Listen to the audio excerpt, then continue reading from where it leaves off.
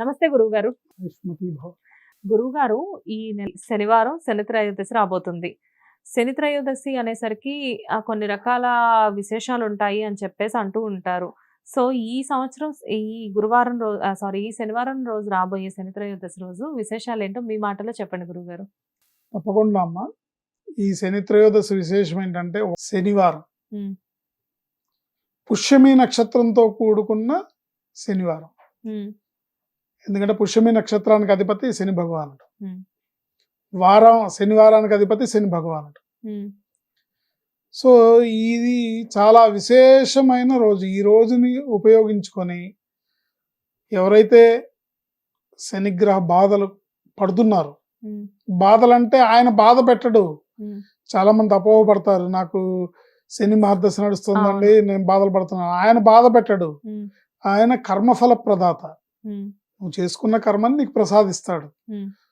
నువ్వు మంచి చేస్తే మంచే ఇస్తాడు, హ్మ్. చెడు చేస్తే చెడే ఇస్తాడు. హ్మ్.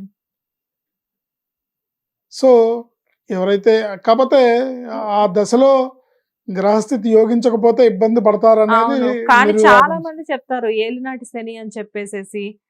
శని మహర్దశ నడుస్తుంది. మీకేది కొన్ని కలిసి రావని చెప్పేసి. కొంతమందికి శని మహర్దశ కూడా చాలా అద్భుతంగా ఉంటుందని చెప్పేసి రకరకాలుగా చెప్తూ ఉంటారు. వాళ్ళ వాళ్ళ వ్యక్తిగత జాతకాన్ని బట్టి వాళ్ళకి వాళ్ళ రాశికి గోచారంలో ఎలాంటి గ్రహస్థితి ఉందనే దాన్ని బట్టి ఉంటుంది.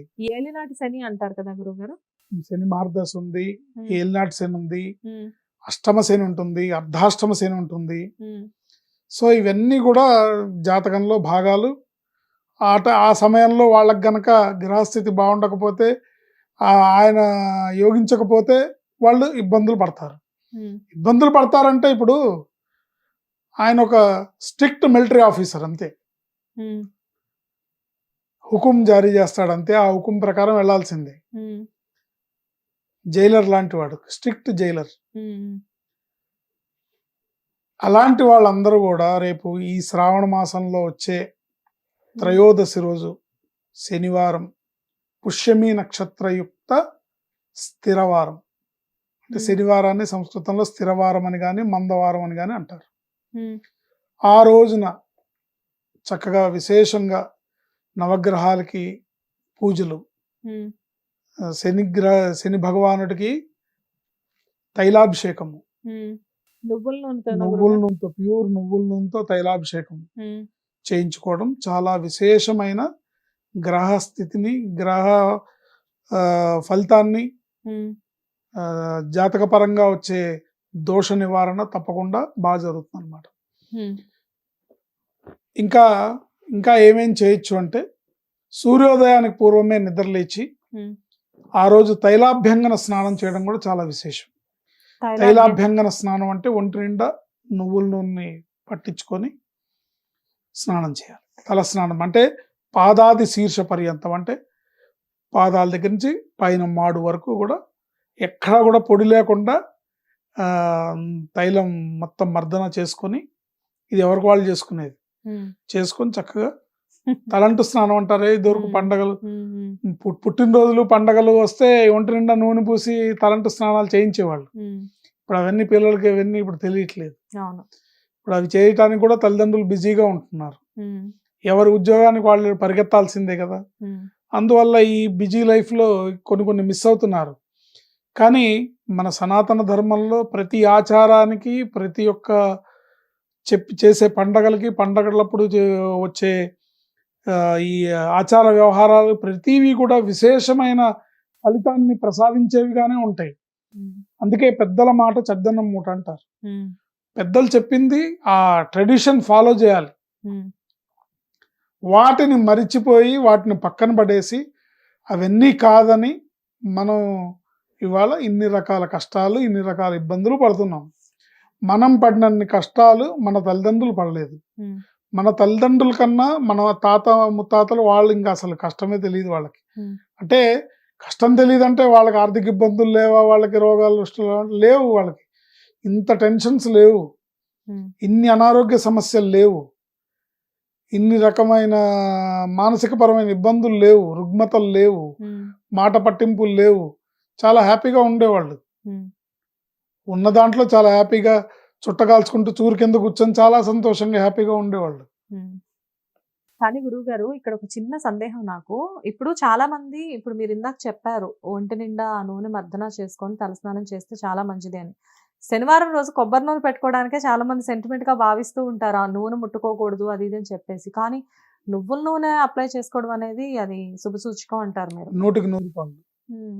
ఇక్కడ అప్లై చేసుకొని అలా ఉండిపోవట్లేదు కదా! దాన్ని కడిగేస్తున్నాం కదా! హ్మ్. తలస్నానం చేస్తాం.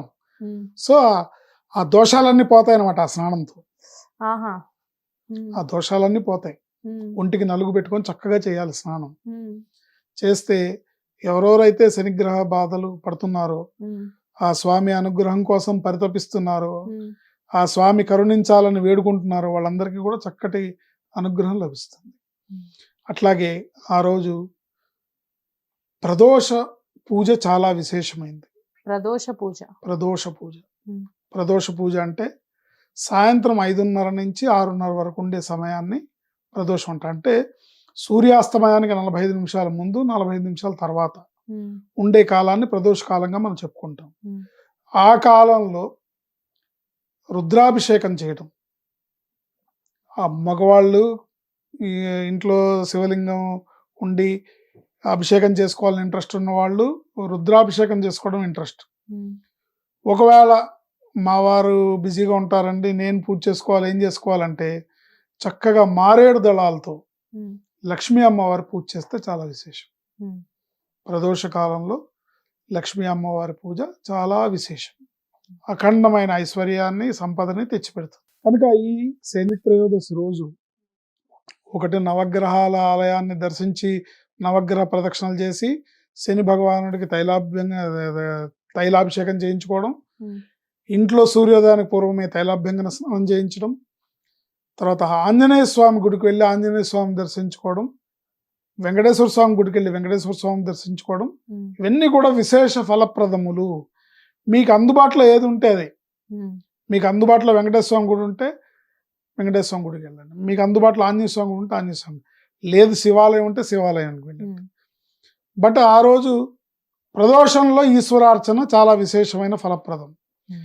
ఎందుకంటే ప్రదోష కాలంలో శివుడు కైలాసంలో ఆనంద తాండవం చేస్తూ ఉంటే ముక్కోటి దేవతలు ఆయన సన్నిధిలో ఉంటారు. హ్మ్. ప్రదోష కాలంలో ఈశ్వరాభిషేకం కానీ ఈశ్వరార్చన కానీ ముక్కోటి దేవతల అనుగ్రహాన్ని తెచ్చిపెడుతుంది. కనుక ఆర్థిక ఇబ్బందులు ఉన్నవాళ్ళు, ఆరోగ్య సమస్యలు ఉన్నవాళ్ళు ఎవరైనా సరే ఈ శని త్రయోదశిని విశేషమైన పుష్యమి నక్షత్రంలో వస్తుంది కాబట్టి, శ్రావణ మాసంలో వస్తుంది కాబట్టి ఈ రోజుని విశేషంగా వినియోగించుకొని మన కష్టాల నుంచి బయటపడి ఐశ్వర్యవంతులం అవుదాం. నమస్తే గురువుగారు. ఎంతసేపు వచ్చిందండి?